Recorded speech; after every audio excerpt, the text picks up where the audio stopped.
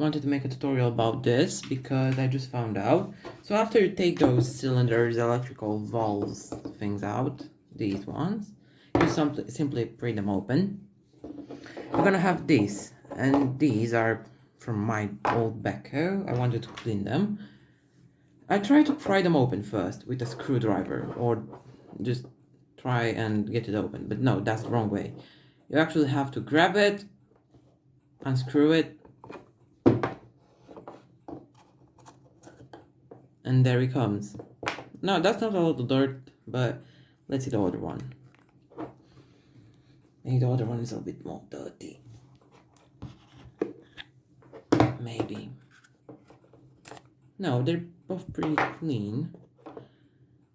So this one comes to this one. I don't think it does matter whether or not how you put them. I don't think it matters.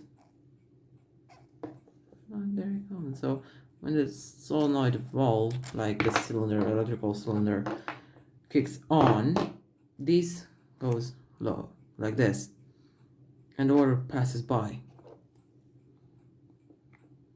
So I'm gonna clean this and come back. So now after the cleaning is done, it should look like this.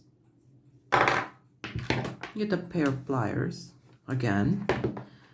And it doesn't matter how you put them.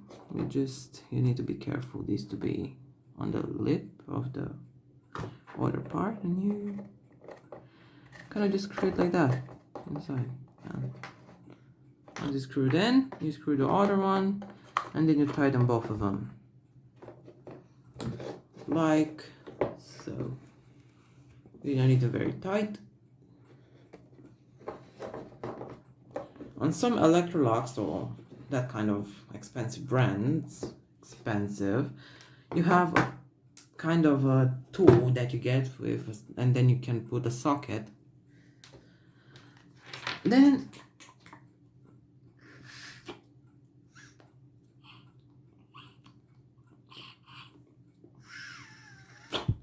you check and it should be fine.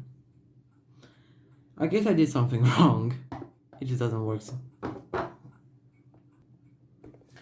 Okay, so what I have done wrong, and I just realized, this one it's how it should look around the, I'm just focused.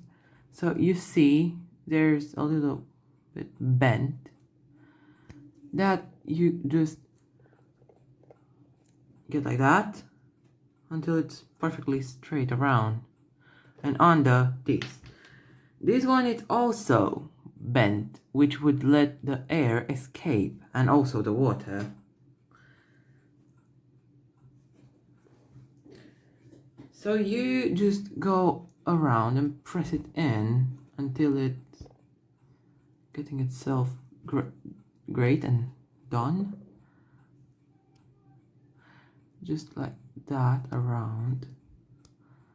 And you just give it a little push on this plastic bottom part outwards, checking if it is all right, and pushing a little bit. Okay, that's great.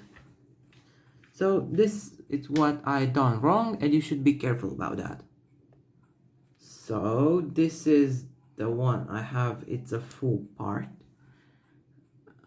You should be careful about these right here. You can also keep these in citric acid on the plastic part. So this is how you done. It's you put a spring with this part of the cylinder, or the metal cylinder. It has a small gap right here. This is where the spring fits in. It just jumps somewhere. Oh great, now I have to look for springs. Okay, found the spring. So where's the cylinder now? Okay, here it is. So this is a gap. Again. No, that's not great. That's dirty. Some dust on it. So goes in like that onto that part. Then this goes in. Now this is the part when you should be careful. This is actually a rubber part, so it keeps on this middle hole. This is kind of an overflowing for the washers, but it's not like, it's like when the pressure is too high and the valve can't handle it, the valve wouldn't break, so it would just get the water through that little hole. Of course, if you keep it like that for a lot of time, it's just gonna break the valve, but this is a mechanism for not breaking instantly, so you can just see that you have done it wrong. Now, again, get this around. Let's see where okay, here it is. Here we screw it. I won't just screw it that tight again, because then I want to blow in this part of the... And as you can see, if you tighten up a little bit more one of those, it's just gonna eventually not let any air through. Yep, so you blow some air and it's gonna be great. Then you put these on and you're done. Your job is done. Thanks for watching, see you later.